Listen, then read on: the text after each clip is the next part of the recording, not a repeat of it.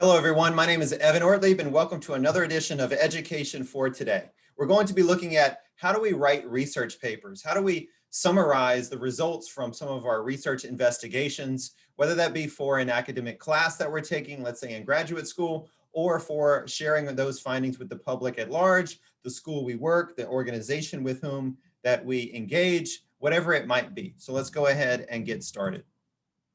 So with any paper at large, we're going to be first starting with a strong introduction.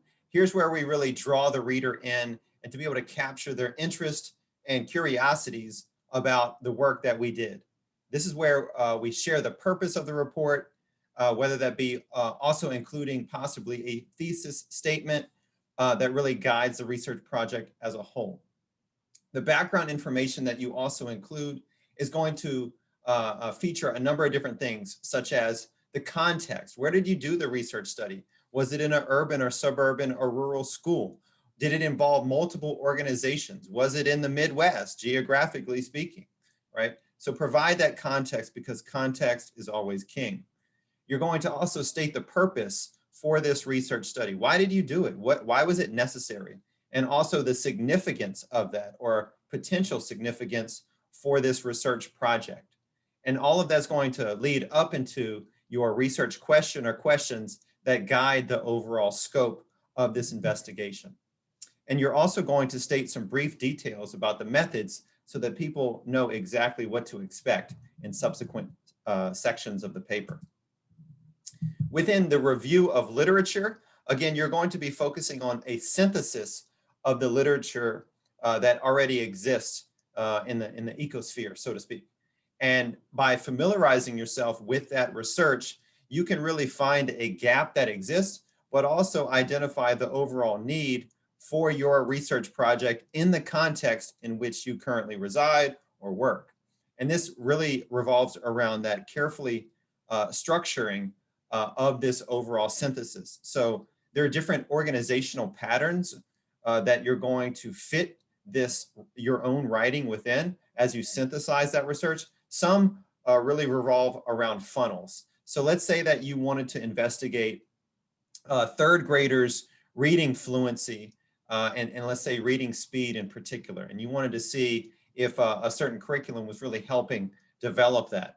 So you might start off, for instance, on a wide angle with thinking about reading comprehension or different areas of reading. You might hone that into the mid or early elementary grades, and then you might focus specifically on fluency, a sub area, and even a sub area of fluency as a speed or rate at which a student reads. So you're going to narrow that scope as part of the organizational pattern for your literature review. That's one thematic funnel, if you will. The second option is sequential in nature. So let's say that you were looking at the history of literacy interventions. You would talk around like the last decade of the 1800s, where they differentiated between people's IQ and their reading ability or lack thereof. And so up until maybe 125 years ago, people were thought to just be dumb if they couldn't read successfully. And we know that's just not the case. So the sequential approach is another one that could work for your literature review. This is also where you're going to state where your research fits. So how does it either address that gap or fit within the overall scope of the current extant literature on that topic? The next section is going to be where you state your research design and really lay out your overall methods of data collection and analysis that guide the scope of your study. Is this a mixed method study? Is this going to be a purely qualitative one in general? Is it a quantitative scope? And what specific design guides any of those methods? You're going to outline those. Typically, you're going to use some instances of passive voice, and that's okay in these examples. And then you're also going to reference other materials, whether that be surveys or other kinds of instruments that you can include as appendices in the back end to not take away from the research report itself as people read all the way through it. The next section is where you're going to share your results. The word results oftentimes indicates that it's a quantitative project. If you use the word findings, it really gives it really indicates that you may have done a qualitative study. So keep that in mind. And this is where you're going to talk about what occurred and what goodies came from that. Oftentimes, some will be statistically significant and others won't. And you want to think about, how do I order those in the presentation of those results?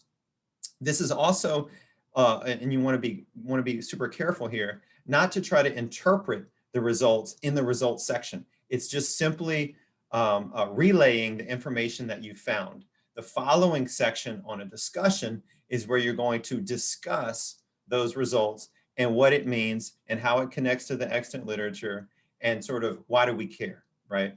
Within a purely qualitative scope study, sometimes the lines will be blurred between the findings section and the discussion. The discussion section is also where you're going to provide the relevance of these results and how do they fit, again, back connecting to the existing literature, but also theoretical constructs that guided your study.